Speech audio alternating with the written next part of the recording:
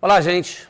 Boa noite para vocês. Hoje estamos começando um pronunciamento um pouco mais tarde, porque retornando de São Paulo agora, o voo atrasou e eu não consegui começar às 18 horas. Mas quero cumprimentá-los, quem está me acompanhando pela rede social, pelo YouTube, pelo Facebook, pela TVE, pela Rádio Espírito Santo. Boa noite a todos vocês. Eu estive ontem em Brasília, numa reunião com o embaixador americano, Todd Champerman, e a reunião foi uma reunião que nós tratamos de diversos temas, que tratamos de vacina, mas vacina, os norte-americanos só vão fornecer vacinas para outros países quando eles acabarem de imunizar a sua população, mas tratamos de temas como a parceria entre o Espírito Santo e os Estados Unidos, parceria na área de educação, na área de logística, parceria na área de segurança pública. Tratamos de temas importantes, como de mudanças climáticas. Nós entregamos ao embaixador americano uma carta assinada por 24 governadores, nos colocando na posição de fazermos uma parceria, uma relação política e termos ações conjuntas com relação às mudanças climáticas. O presidente Joe Biden tomou uma decisão importante, mudou a configuração do tema mundial, pela posição forte e progressista do presidente Joe Biden com relação ao tema mudanças climáticas, que é um tema importantíssimo. Então, estivemos em Brasília ontem e fizemos uma agenda muito produtiva para esse tema, que é um tema mundial, mas também para temas e para assuntos importantes aqui para o nosso estado. Então, de lá, eu me desloquei a São Paulo. Ontem tive um encontro com o governador Dória, tratando, aí sim, de vacinas, do funcionamento do Butantan, da Coronavac, da vacina Butanvac, que vai ser uma nova vacina a ser apresentada a partir da semana que vem para a população brasileira. É um tema que nós tratamos de parcerias importantes também com o estado de São Paulo. E hoje, na parte da manhã, eu fui visitar o Butantan. Visitei o Butantan, temos até imagens da visita que nós fizemos ao Butantan. Lá estivemos com a diretoria do Butantan, estivemos com a diretoria, com o presidente Dimas, presidente do Butantan, que a diretoria faz um excelente trabalho. Temos dois grandes institutos no Brasil, Butantan e Fiocruz. O Butantan está nos fornecendo muitas vacinas, o maior fornecedor de vacinas do Brasil é o Butantan, com a Coronavac. E essas imagens que vocês estão vendo aí é da nossa visita lá. Fomos visitar onde se invasa e embala a vacina do Coronavac, onde se transforma o ingrediente farmacêutico ativo na vacina e depois a embalagem da vacina, como ela é distribuída.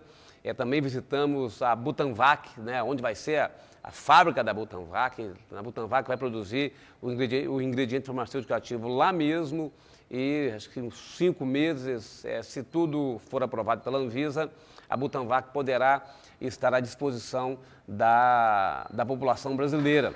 E tratamos de dois temas importantes lá no Butantan. O primeiro tema foi o tema de solicitarmos um compromisso ou enviarmos uma manifestação de interesse nossa para que a gente possa adquirir do Butantan 4 milhões de doses da vacina Butanvac. Essa vacina poderá estar à disposição a partir de setembro. Não sabemos se até setembro nós teremos um ritmo muito acelerado de vacinação no Brasil. Então, nós estamos buscando diversas alternativas. Vocês sabem que a gente está em contato com farmacêuticas, com o Butantan agora, com a nova vacina da Butanvac, mas estamos diversas alternativas para que a gente possa agilizar a vacinação no Espírito Santo, se a gente conseguir comprar vacinas. Nós não conseguimos ainda, nenhum estado conseguiu comprar, porque são poucos fornecedores, mas nós estamos tentando, a gente está buscando fornecedores. Em algum momento, alguns desses fornecedores eles poderão atender a gente. Se atender, nós vamos continuar recebendo as vacinas do Ministério da Saúde, vamos agilizar a vacinação aqui dos capixabas. É lógico que o compromisso nosso dos governadores é se a gente conseguir comprar vacinas, a gente aportar essas vacinas, se o Ministério da Saúde nos ressarcir, nós aportarmos essa vacina no Plano Nacional de Imunização, né? O Consórcio do Nordeste fez um contrato de 37 milhões de vacinas da Sputnik, né, a vacina russa. Não foi aprovada ainda pela Anvisa, mas a hora que ela chegasse, o Ministério ressarcia o consórcio, essas 37 milhões de doses vão para o Plano Nacional de Imunização. Do mesmo jeito, nós aqui também estamos tentando comprar. Se a gente conseguir comprar e o Ministério ressarcir o dinheiro para o governo do Estado, a gente aporta no Plano Nacional de Imunização. É um acordo feito entre todos os estados, né, para ter esse comportamento caso haja o ressarcimento por parte do governo federal. Mas nós estamos correndo atrás, porque se a gente conseguir comprar e o Ministério da Saúde não precisar dessas vacinas, nós vamos aplicar aqui nos capixabas. Então fomos lá e fizemos uma reserva de 4 milhões de doses da Butanvac, né? Assim que ela começar a ser aplicada, nos próximos dias eles vão começar a fabricação dessas vacinas e, enquanto isso, eles vão tratando da tramitação dela e fazendo os testes, né, que são necessários para que possa ser aprovada e liberada para aplicação na população brasileira. Então, um assunto foi esse, o outro assunto foi uma parceria que a gente quer desenvolver com o Butantan e o Estado do Espírito Santo, através do laboratório do nosso laboratório central, o LACEN, para a gente poder ter pesquisadores nossos aqui, vir pesquisadores de lá para cá. A gente tem um plano de trabalho que envolva o LACEN e o Butantan.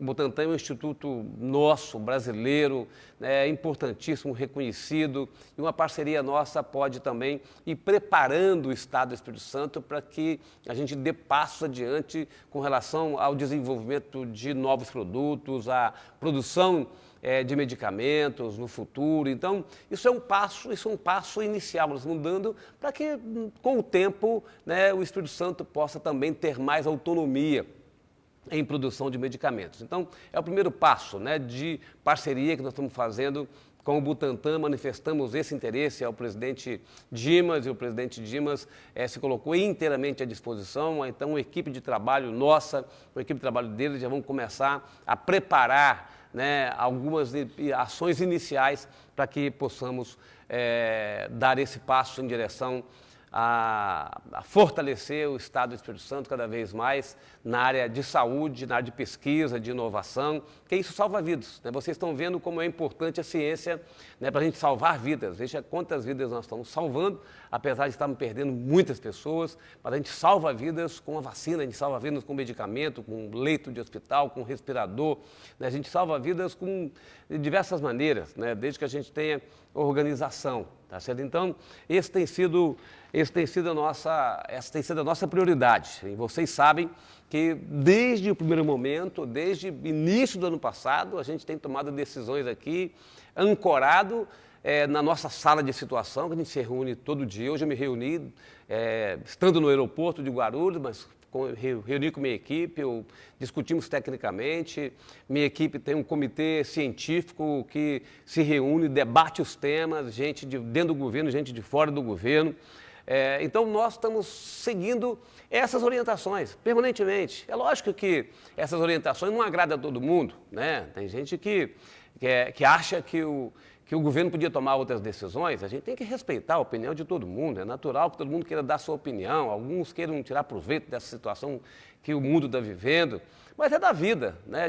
A gente pode até registrar algum momento a discordância, mas a gente tem que ir tocando a vida, né, para frente, porque vocês me elegeram para que eu pudesse trabalhar, produzir numa hora dessa de guerra, de crise, né, uma guerra mundial que a gente está vivendo. Eu, como governador, eu tenho que colocar uma diretriz e seguir em frente. É isso que eu estou fazendo, tá certo? Se a gente for ficar ouvindo as pessoas que gritam daqui, gritam de cá, tá certo? A gente acaba não fazendo nada. E vocês estão vendo que a gente está conquistando resultados extraordinários, tá certo? E eu gostaria muito de fazer mais um agradecimento a você, né, que tem nos ajudado. Vocês estão nos ajudando imensamente, né? Grande parte da população capixaba nos ajudou a enfrentar uma quarentena E quarentena é uma hora de limitação. Nós ficamos 18 dias em quarentena e mais alguns dias, como estamos agora, e vamos permanecer ainda um tempo de restrições, porque enquanto a gente não tem a imunização da população, nós podemos ter ondas, né, da doença, e nós já estamos enfrentando a terceira onda da doença.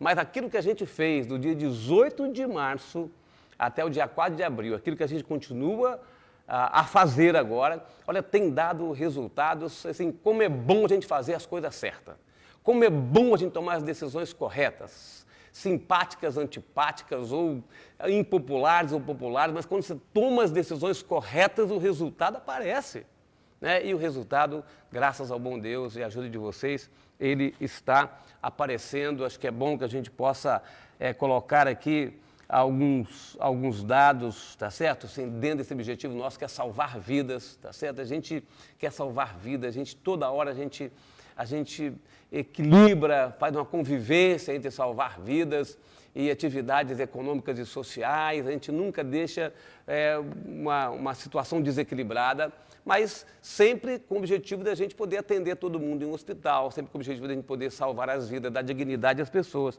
É isso que a gente tem feito, tá certo? Então, vou dar alguns dados para vocês que eu acho que são fundamentais esses dados. Podia passar o primeiro gráfico aí para mostrar como é que a nossa atitude junto com vocês produziu resultado. A quarentena produziu resultado e as medidas que a gente está tomando está produzindo resultado. Ali, esse primeiro gráfico que você está vendo aí, essas setas, elas indicam concretamente que a seta vermelha era a intensidade, né? A intensidade, a elevação, a inclinação da transmissão no dia 27 de março. No dia 27 de fevereiro até março, né? Que essa seta vermelha é a inclinação da transmissão. Então, assim, a transmissão é altíssima, inclinada para cima, né, em direção ao céu, uma transmissão veloz. Depois a amarela, né, foi de março até maio, né, já reduziu um pouco. E agora de 28 de março até 22 de abril, essa seta azul, né, com inclinação muito menor. Essa seta picotada aí verde é o crescimento da transmissão em setembro. Em setembro nós estávamos na fase de queda, chegando a 8 óbitos por dia, 7, 8, então lá embaixo. Então, você vê que essa seta azul começa a ir em direção à seta verde, que é de setembro. Então, veja como nós envergamos essa seta da inclinação de vermelha, passando para amarela e para azul, né? Veja como a gente reduziu a velocidade da transmissão no estado do Espírito Santo. E a gente fez isso juntos, né? Nesse tempo a gente fez isso juntos, tá certo? Vou dar outro dado que eu também considero importante, é o índice de transmissão, é o RT. Né? Vê que aí, dia 2 de abril, dado consolidado, esse 2 de abril, está 1,32. No dia 19 de março estava em 1,6. Agora, dia 2 de abril, está 1,32. Então, assim, lá no dia 19 de março, 100 pessoas infectavam 160. Agora, no dia 2 de abril, 100 pessoas estavam infectando 130 pessoas. Mas, então, reduziu o índice de transmissão. Mas temos um outro dado mais para frente, que não está consolidado ainda, mas mais uma semana consolida. Se você verificar o dado do dia 9 de abril, pega outro dado, por favor, para mim. Esse dado aí, o Josué está aí meio que cobertando, mas dá para a gente verificar que no dia 9 de abril, o RT já está abaixo de 1. Então, assim, ainda não está consolidado, mas a tendência a ficar abaixo de 1. Abaixo de 1, 100 pessoas, contagia menos de 100 pessoas. Então, assim, mostra uma queda na transmissão. Então, isso é importante a gente verificar como a gente reduziu esse índice de transmissão nesse tempo devido à quarentena e às medidas que nós estamos tomando ainda, e é por isso que eu tenho que registrar esse agradecimento a todo mundo. O outro gráfico é um gráfico que mostra pode passar outro gráfico. A cada semana epidemiológica, eu disse que os cientistas gostam de fazer análise por semana epidemiológica. A cada semana epidemiológica, ali naquela setinha verde ali, na semana número 11, que é a semana que uma semana antes da gente começar a quarentena, quando estava começando a quarentena, né, nós tínhamos número de casos, né, de casos confirmados de Covid, era de 14.745. Depois foi crescendo, e nós estamos fechando essa semana com 5.284 casos confirmados de Covid. Então, a gente saiu de 16 mil, aquela coluna mais alta ali, 16.600, e vai fechar a semana amanhã, tem mais um dia para a gente fechar, nós vamos chegar aí perto de 6 mil, então 10 mil casos confirmados a menos, tá certo? Nessa semana que está fechando amanhã. Mais um gráfico mostrar como foi importante essas medidas. Esse outro gráfico aqui mostra esses casos ativos há 28 dias atrás.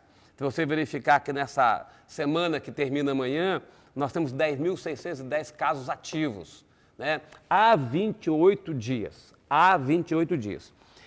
Na semana anterior era 12, na outra semana era 14, nós chegamos a 17.923 casos ativos, tá certo? E vamos fechar essa semana com de 10 para 11 mil casos ativos 28 dias atrás. Então, mostra que está num processo de queda. Vamos outro agora, que eu acho que é um outro sinal importante. Esse é o sinal que demora mais, né? A gente tem sempre que observar transmissão, ocupação de leitos. Passa esse gráfico, deixa eu colocar a ocupação de leitos primeiro, depois eu volto desse aí, tá?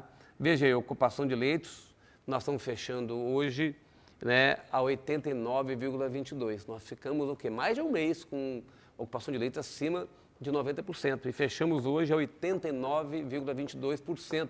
Então, assim, a gente vê que já tem uma redução da demanda de leito, a ocupação de leito de UTI ainda é alta, enfermaria está caindo, pressão nas UPAs e nos PAs também está caindo. Então, a tendência é a gente manter essa redução da ocupação de leitos. Então, mas nós fechamos, depois de muitas semanas, pela primeira vez, fechamos a semana que vai ser base para a próxima semana, fechamos abaixo de 90% da ocupação de leitos, tá certo? Agora, nós abrimos uma quantidade robusta de leitos, são mais de 2 mil leitos de UTI e de enfermaria. Vocês estão vendo, assim, essa semana mesmo eu fui a São Mateus, abrimos 60 leitos de enfermaria, né? A outra semana eu fui a Linhares, abrimos 38 leitos de UTI. Então, assim, todos os dias a gente abriu leito nesse tempo para poder dar conta, mas demos conta, né? Se a gente não tivesse tomado a decisão da quarentena, nós tínhamos visto pessoas morrerem sem nenhum atendimento. Infelizmente era isso, mas assim, aquilo que a gente fez de abertura de leito e a redução da transmissão, que vocês ajudaram a gente a fazer, isso permitiu que a gente pudesse estar atendendo a todo mundo. A gente não consegue salvar a vida de todo mundo, infelizmente, eu sempre falo isso com vocês, mas nós estamos dando dignidade aos capixabas, tá certo? Como é triste ver uma cena das pessoas perdendo a vida sem ter um respirador, sem ter um leito de hospital. A gente não consegue salvar todo mundo no leito de hospital, mas a gente dá dignidade ao paciente, dá dignidade à família. Então, assim, nós passamos momentos de dificuldade, mas conseguimos atender a todo mundo. Agora nós estamos tendo uma redução da demanda por leito. Ainda é alta, quase 90%, ainda é alta. Não é para comemorar nada. Ainda assim, a gente tem que registrar as pequenas vitórias, porque é tanto sacrifício que todo mundo faz, é tanta mudança de vida das pessoas que a gente tem que comemorar as pequenas vitórias, para se alimentar dela, para a gente poder ter energia para continuar lutando. Vai ser o ano todo de gestão da pandemia. Vai ser o ano todo de gestão da pandemia. Então, é bom que a gente possa compreender isso. Então, assim, se nós não tivéssemos tomado a decisão de abrir leitos, né, lá no início do ano eram 715 leitos de UTI, e hoje nós temos 1.066 leitos de UTI, o valor acho que o número acho que é esse. Se a gente não tivesse aberto esses leitos, hoje nós estaríamos com 133% de ocupação de leitos. Quer dizer, 33% de paciente estaria sem leitos, né, perdendo a vida, ou correndo o risco de perder a vida, sentado numa cadeira na porta de um hospital, na porta de uma UPA, de um PA. Tá certo? Então, esse trabalho de abertura de leito e de redução da transmissão, pelo trabalho que a gente fez juntos, isso está produzindo essa capacidade nossa de atender a todas as pessoas. Aí volta lá na questão do óbito, porque o óbito é o último indicador que cede, porque as pessoas estão internadas, infelizmente muita gente perde a vida. Hoje nós registramos 81 pessoas que perderam a vida, mas se você verificar aí a média de 14 dias, média diária, a média de 14 dias, ela já deu cedeu pela primeira vez. Na semana passada, na semana epidemiológica da semana passada, ela estava a 60, na sexta-feira passada, estava 62,26, nós fechamos essa semana com 60,64. É um número, assim, que nos deixa muito triste, tá certo? Porque a quantidade de gente que perde a vida por dia, 60 pessoas em média por dia, tá certo? E cada vida que se perde é alguém que está ali de luto, tá certo? Então a gente registra isso para dizer que a gente tem que continuar lutando para a gente poder ir a zero nisso, não perder ninguém com a Covid. E não sei se eu tenho por semana epidemiológica, eu tenho lá embaixo nos outros gráficos, pode passar, esse aí, tá? Óbito por semana epidemiológica. Você verifica também que lá na 11ª semana epidemiológica, que é a semana que a gente entrou na quarentena, 248 óbitos naquela semana. Depois foi crescendo, chegou a 490 e agora não fechou ainda a semana número 16, fecha amanhã, mas você vê que a semana número 15 já caiu comparado com a semana número 14, né? E vamos ter uma queda. Também certamente teremos uma queda da semana 16 para 15, então nós já vamos ter 2 semanas epidemiológicas com queda de óbito. Então, isso mostra, tá certo? Resultado. Tá? Então, eu quero, para encerrar esses indicadores, porque os indicadores são fundamentais para a gente poder compreender e pedir e dizer a vocês por que a gente toma essas medidas, tá certo? Às vezes as pessoas acham que tomar medida, por que tomar essas medidas? Não precisa, né? Tem gente que acha que a pandemia é capixaba, tá certo? Que só está aqui no Espírito Santo. Então, e tem estados como São Paulo e outros estados, tá com atividades econômicas fechadas há muito mais tempo. Tá? Tem países que fazem um lockdown radical de 30 dias, né, por diversas vezes, porque não tem vacina ainda. Então, assim, essa é uma pandemia mundial, essa é uma guerra mundial, isso não é uma guerra local. Tá? Isso não é um problema capixaba, não é um problema do Espírito Santo. Então, por isso que a gente toma essas medidas.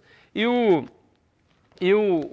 que representa, de fato, o nosso dia a dia, nós completamos 1 ano de mapa de risco, usando a matriz de risco. A matriz de risco leva em consideração ocupação de leito de UTI, eu já falei para vocês, de 0 a 50 é uma faixa, de 50 a 80 é outra faixa, de 80 a 90 é outra, acima de 90 é uma faixa que a gente fica enquadrando muitos municípios, infelizmente, em risco extremo, tá certo? E na outra observação que a gente faz, além de ocupação de leitos, é taxa de ativos 28 dias atrás, número de pessoas que faz teste e óbito, tá certo? Esses 3 indicadores junto com ocupação de leito. Então a gente usa isso já tem 1 ano, Não é a gente 1 ano que tem, todo mundo já conhece essa modelagem. Hoje eu encontrei um casal no aeroporto que tem uma loja de imóveis em Vila Velha. Perguntou, governador, nós vamos migrar para risco alto ou risco moderado em Vila Velha? Acabamos de fazer uma reunião agora. É bem provável que a gente tenha mudança no mapa, que a matriz mude, então as pessoas já acompanham. Quem não acompanha isso é porque tem má fé. E aí quer, de alguma maneira, né, fazer interferência na matriz de risco. A matriz de risco ela é apresentada tecnicamente, cientificamente, tá certo? Então lá, 89,22% produziu esse mapa de risco que vai ser apresentado aí. E vocês estão vendo que nós temos, na verdade, 5 municípios em risco extremo, 5 municípios em risco extremo. Nós temos nessa semana 30 municípios em risco extremo, estão migrando para 5, a partir de segunda-feira. Nós tínhamos 39 municípios em risco alto, estamos indo para 50. Nós tínhamos 9 municípios em risco moderado, estamos indo para 23. Então, o mapa, pode passar outro mapa, que compara, veja o mapa da esquerda, está muito mais escuro, né, que é roxo, porque não dá para a gente ver, mas é roxo, né, o outro está mais vermelho e começando a ficar um pouco mais amarelo, tá certo? Então pode tirar os mapas, Então, o mapa é a expressão, é o sintoma, né, da nossa caminhada de gestão com relação à matriz. Então, começamos lá um ano atrás e vamos fazendo esse mapa e vai nos orientando, né? Então, assim, o município que cuida, né, que vai para cima de fato junto com a gente, né, consegue às vezes sair mais rápido de um risco extremo, de um risco alto para risco moderado. Mas graças ao bom Deus, repito, e graças ao trabalho nosso em conjunto, nós começamos a ter uma mudança para melhor do mapa a partir de segunda-feira. 5 municípios em risco extremo. Nós tínhamos 30, 5 municípios em risco extremo, 50 em risco alto. 50 em risco alto e 23 em risco moderado, tá certo? Cada grau de risco, o número de,